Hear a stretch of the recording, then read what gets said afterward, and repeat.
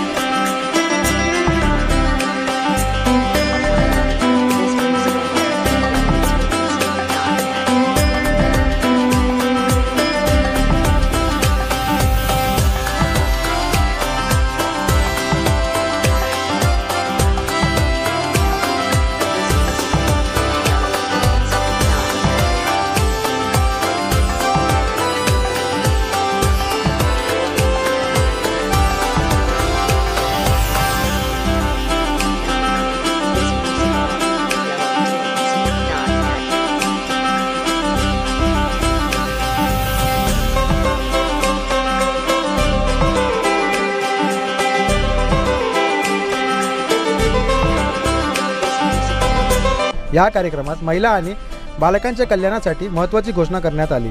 कार्यक्रमाचे उद्घाटन महिला आणि बालकल्याण मंत्री आदिती तटकरे आणि वन मंत्री गणेश नाईक यांच्या हस्ते झाले।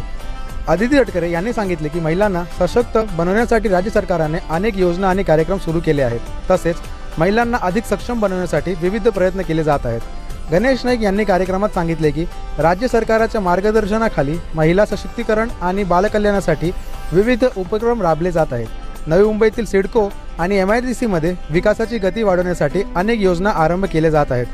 तटकरे आणि नाईक यांनी महत्त्वपूर्ण मुद्दे मांडले आणि सांगितले की केंद्र सरकारच्या माध्यमातून महिलांना अधिक सक्षम बनवण्यासाठी अनेक प्रकारचे कार्यक्रम राबवले जातील। त्याप्रमाणे नवी मुंबई शहरात महिलांसाठी विविध सुविधा आणि साधने उपलब्ध केले जातील। कार्यक्रमाच्या अंतर्गत महिलांच्या सशक्तीकरणासाठी अंमलबजावणी करण्याबाबत महत्त्वपूर्ण चर्चा झाली। आदिती तटकरे यांनी महिलांना योग्य मार्गदर्शन देण्यासाठी राज्य सरकारच्या आगामी योजनेबद्दल माहिती दिली। या कार्यक्रमात स्थानिक नागरिक समाजसेवक मोठ्या प्रमाणात सहभाग घेतला आणि याचा समाजावर सकारात्मक प्रभाव पडेल असा विश्वास व्यक्त केला गेला। आज महिला बाल विकास मंत्रालयाच्या माध्यमातून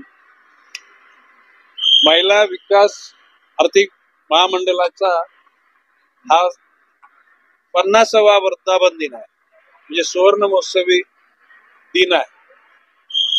मोठ्या प्रमाणामध्ये महिलांनी ते सहभाग घेतला। त्या खात्याच्या मंत्री आदिताई तटकरे, राज्यमंत्री मेघनाताई साकोरे बोर्डीकर या दोन्ही मेहनती असलेल्या माझ्या मित्रांच्या मुली आहेत आणि अतिशय सक्षमतेने दोन्ही काम करत आहेत, आत्मविश्वासाने वाटचाल करीत आहेत। एकूण बचत गटाच्या अनुषंगाने महिलांनी जो आपल्या कुटुंबाचा आपल्या परिसराचा विकास करण्याचं जे ठरवलेलं आहे त्याच्यामध्ये यांचा हातभार मोठा आहे। देशाचे पंतप्रधान नरेंद्रजी मोदी यांनी महिलांचा विकास व्हावा, देशाच्या प्रगतीमध्ये महिलांचा हातभार खऱ्या अर्थाने लागावा। राज्याचे मुख्यमंत्री देवेंद्रजी फडणवीस, उपमुख्यमंत्री एकनाथजी शिंदे, उपमुख्यमंत्री अजितदादा पवार या आणि आमच्या सर्व मंत्रिमंडळाच्या सहकार्याच्या माध्यमातून महिलांचा विकास होण्याकरता आम्ही या दोघींच्या पाठीमागे ताकदीने उभे राहू असा विश्वास व्यक्त करतो। आणि आज खरं म्हणजे उशीर झाला आम्हाला यायला, त्याच्यामुळे महिलांचा थोडासा हिरमोड झाला असेल, नापसंती व्यक्त केली नाही, परंतु आम्हीच दिलगिरी व्यक्त केलेली आहे की भविष्य काळामध्ये असा प्रकार होणार नाही।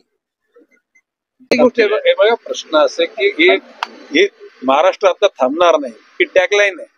दृष्टी थांबणार म्हणजे येण्यासारखं धावणार नाही। प्रगतीच्या अनुषंगानं प्रगती करण्याकरता सर्वच जण सक्रिय झालेले आहेत। सिडको असो, MIDC असो, ज्या काही राहिलेल्या गोष्टींची पूर्तता करून सर्वसामान्य माणसांना आनंद देण्याचा निश्चितपणे विचार आहे। नामकरण होईल आता निश्चितपणे झाले की जून महिन्यामध्ये कमर्शियल त्याच्यात लँडिंग होणार आहे, उड्डाण होणार आहे।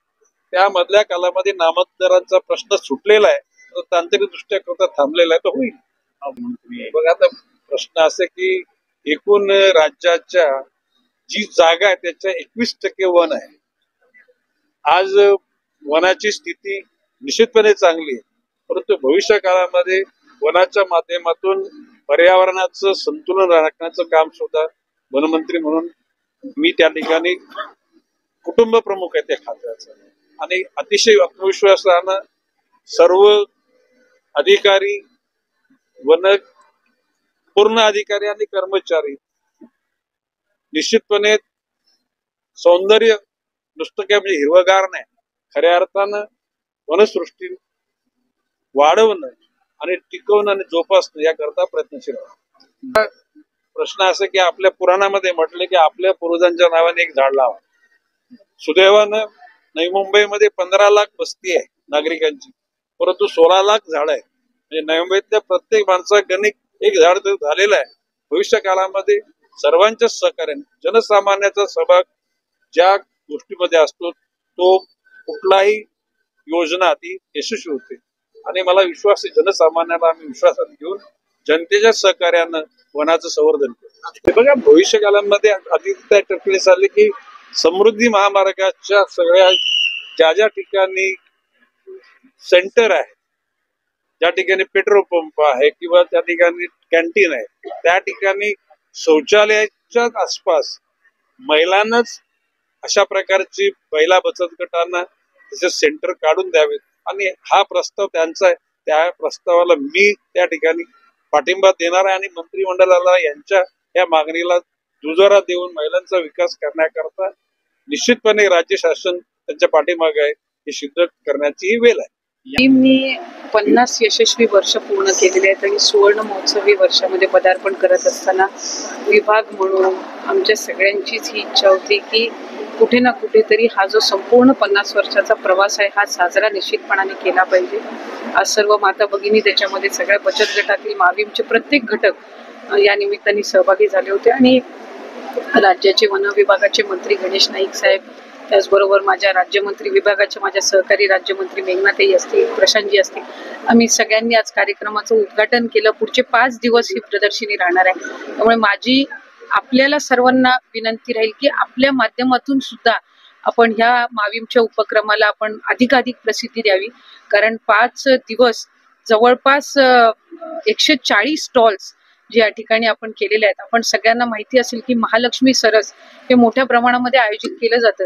माविमच्या वतीने आम्ही पहिल्यांदाच यंदाच्या वर्षी आयोजन केलेलं आहे, आणि या मागचं मानसिकता किंवा नवी मुंबईमध्ये ते आयोजित करण्याची मानसिकता हीच होती की एक वेगळ्या ठिकाणी आपण ते आयोजित करावं, अधिकाधिक नवीन बचत गटांना त्यामध्ये सहभागी होण्याची संधी मिळावी, आणि यंदाच्या वर्षीपासून हा जो उपक्रम आहे हा आम्ही पुढेही चालू ठेवणार आहोत. त्यामुळे शहरी भागातील असतील, ग्रामीण भागातील असतील, माविमसोबत जोडले जाणारे बचत गटांना या निमित्ताने त्यांच्या वस्तू असतील किंवा खाद्यपदार्थ असतील ते सुद्धा विक्री करण्याची एक नवी मुंबई सारख्या म्हणजे मोठ्या मार्केटमध्ये त्या निमित्ताने संधी. साधारणपणे माविमचं नव तेजस्विनी नावाचं ब्रँड त्या ठिकाणी तयार करण्यात आलेलं आहे, त्याचं पोर्टल अवेलेबल आहे, आणि यंदाच्या वर्षीपासून आम्ही जे हे एक्झिबिशन सुरू केलेलं आहे, मला खात्री आहे की जसा प्रतिसाद महालक्ष्मी सरसला मिळत असतो त्याच पद्धतीने इथेही आपण करणार.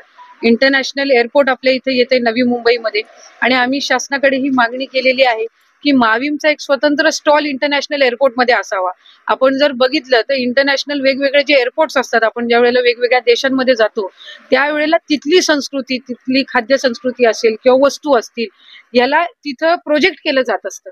त्यामुळे माविमच्या माध्यमातून आज वारली पेंटिंग असतील, आमचे राज्यातले वेगवेगळे बचत गट वेगवेगळ्या व्यवसायामध्ये आहेत, आणि एक स्वतंत्र स्टॉल जर माविमला इंटरनॅशनल एअरपोर्टमध्ये मिळाला तर तिथं येणारे जे वेगवेगळ्या देशांचे प्रवासी आहेत यांना सुद्धा महाराष्ट्राची संस्कृती आणि तिथली परंपरा, त्याचबरोबर या बचत गटांना आर्थिकरित्या चालना मिळण्यासाठी ते उपयुक्त ठरेल.